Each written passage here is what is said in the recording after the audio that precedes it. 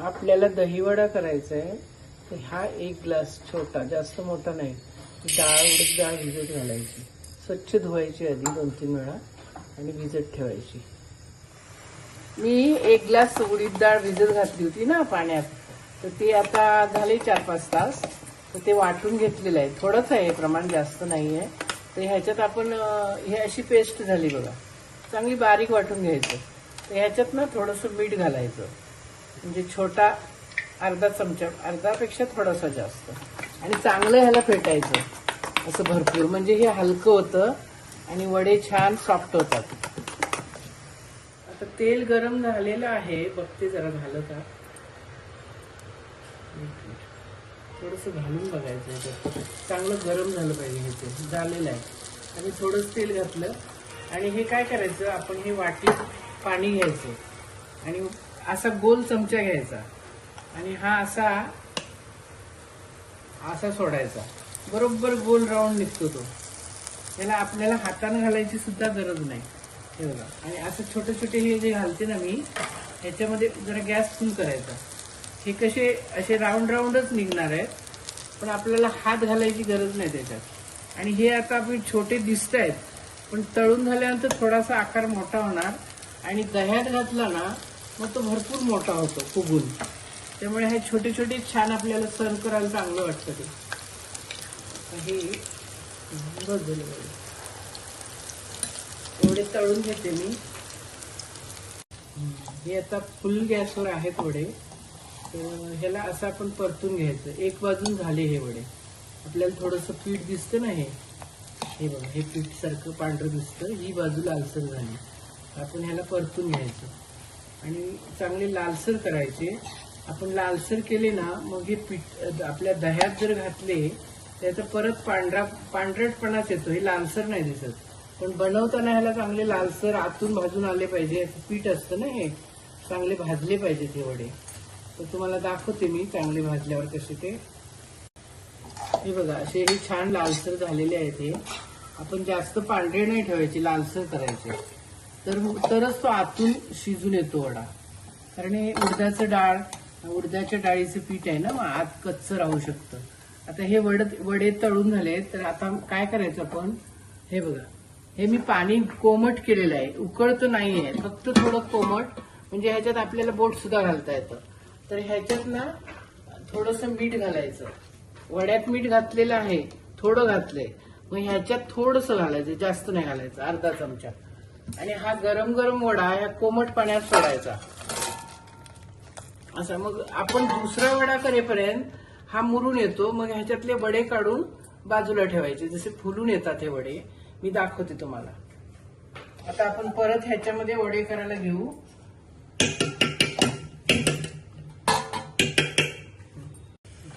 आता आपण ते वडे काढले ना, आता ह्याला परत वडे घालू आपण, तोपर्यंत ते भिजून येतात तोपर्यंत. असे घालायचे. पाण्यात चमचा बुडवला की आपोआप पडतो हा वडा. एखाद्या स्टेनवर पाणी गेलं तर ते आवाज येतो, पण त्याला काही नाही प्रॉब्लेम होत. हे घालून द्यायचे सगळे वडे, म्हणजे आपण तिकडे भिजेपर्यंत, म्हणजे पण तो पण भिजून खाली गेला पाहिजे वडा पाण्यातला, मग काढायचा, म्हणजे छान सॉफ्ट होतो तो. आता हे मी करून घेते, असे सगळे करून घेते.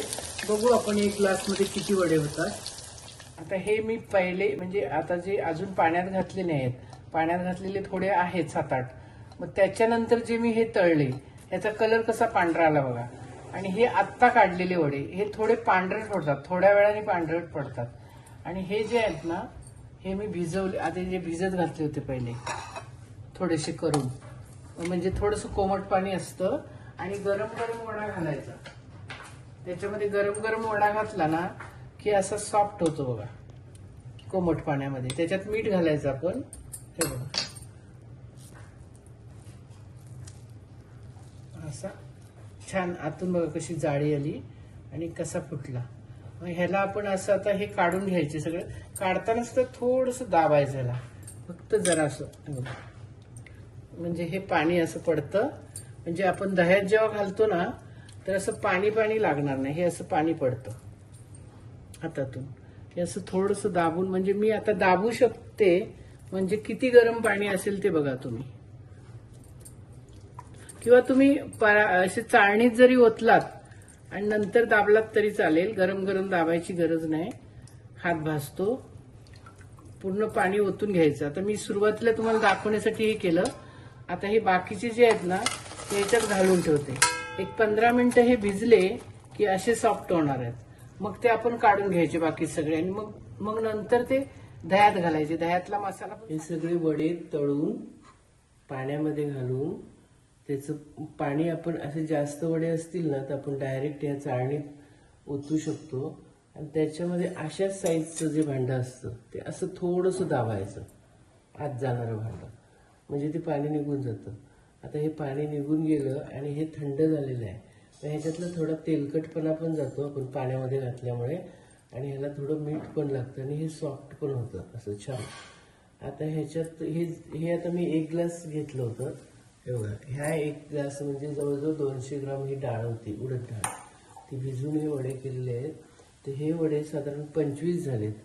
तर हे आपल्याला हे 25 वडे झालेले आहेत.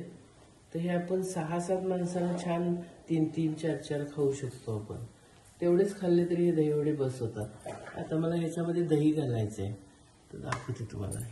हे मी दही अर्धा किलो दही भिजवलेलं आहे. म्हणजे दुधाचं दही लावलं आहे, अर्धा किलो दुधाचं दही लावलं. हे चांगलं असं घुसवून घ्यायचं, म्हणजे असं एकजीव व्हायला पाहिजे. रवीनं घुसवायचं. आपल्याकडे दुसरं काही असेल तर त्यांनी घुसवू शकता. तर ह्याच्यामध्ये ना थोडीशी साखर, म्हणजे जरासा गोडसरपणा लागतो. हे 4 चमचे मी साखर घालते. आता कोण कसं नुसतं गोड दह्यात पण दही वडे खातात. 4 चमचे बस झालं एवढ्या अर्धा लिटरला. आणि हे 1 चमचा हे धने जिरे पावडर मी भाजून केलेले आहेत ना, ते 1 चमचा घालते.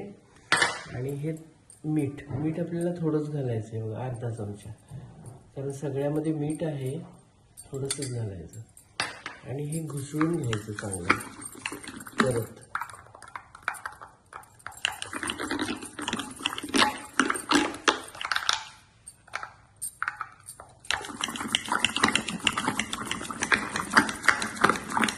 जसं आपण ताक घेतो असे आता थोडंसं आपण दही घालू याच्यात, म्हणजे खालच्या भागाला थोडं दही लागेल ह्या वड्याच्या. हे थोडं दही घातलं म्हणजे वडा सोकून घेतो ह्या दह्याला खालच्या बाजूने. आणि ह्याच्यावरती आता पूर्ण असे वडे ठेवायचे. हे असे मी प्लॅस्टिकचा डबा घ्या नाही तर स्टीलचा डबा घ्या. थोडं आधी दही घातलं आणि त्याच्यावरती हे वडे ठेवले. आता ह्याच्यावरती आपण परत दही ओतायचं. असंच दही ओतून हे आपण फ्रीजमध्ये ठेवून द्यायचं थंड व्हायला. आणि नंतर ते सर्व करताना तुम्हाला दाखवते काय काय चटणी वगैरे घालायची. तर हे दही मी ओतलं. मी आता हे बाकी शिल्लक राहिलेले आहेत, हे जवळजवळ 12-13 वडे आहेत. असंच मी दुसरा डबा करून असंच करणार आहे. दही पण मिक्स करून त्याच्यामध्ये घालणार आहे हे बाकीचे वडे. हे मी जे दह्यात वडे घालून ठेवले होते ते आता फ्रीजमध्ये होते, 1-2-3 तास फ्रीजमध्ये होते. थंडगार छान झालेले आहेत. हे दही वडे थंडच छान लागतात. तर हे मी आता ह्या प्लेटमध्ये सर्व करायसाठी घेते. हे बघा, 1 चमच्याचा दही वडा आहे ना, हा किती मोठा झाला, म्हणजे असं फुगून छान झालेला आहे. आणि तुम्हाला मी दाखवते. ह्याच्यामध्ये आपण असं थोडं जरा जास्त दही घालून घ्यायचं, हे ह्याच्यातलंच.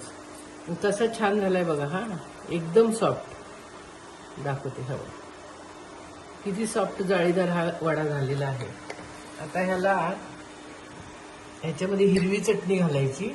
ही छान हिरवीगार चटणी आहे ना, ती जास्तच जरा घालायची, टेस्टी लागते.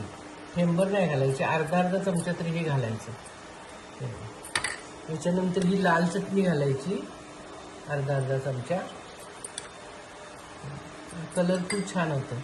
आता ह्याच्यावर ही जिरे धने पावडर, मी दह्यामध्ये पण ही जिरे धने पावडर घातली आहे. फार छान लागते ही जिरे धने पावडर ह्याच्यावरती.